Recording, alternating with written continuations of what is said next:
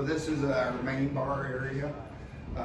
Again, can you imagine building this building in 1905 and having to transport these beams, and each one has its up there, the screws had to be augered out by hand, the bolts placed by hand, and then those screws tightened by hand.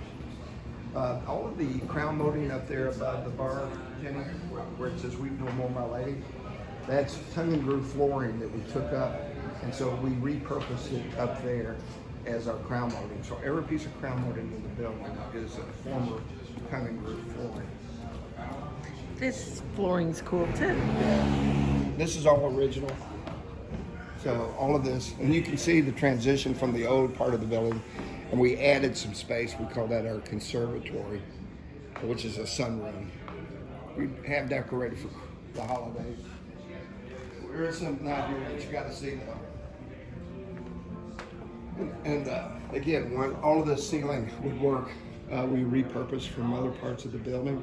And then there's the saddlecloth for Just Mike. And then there's a place in town called Blue Ocean, and they're basically an antique store that sells just to designers. Well, I was there with Leanne and Mike one day, and there was this table. It was covered with 100 big canvas maps. And I started peeling them back, and I saw those horses. And these horses are inlaid. And I said to Mike, I said, we got to have this. And so underneath this is a hip little plaque. This was built in France back before the 1900s. And it's an old roulette wheel. I tell my son this is the only way he can pick a horse. And anyway, the gravity will take over at some point.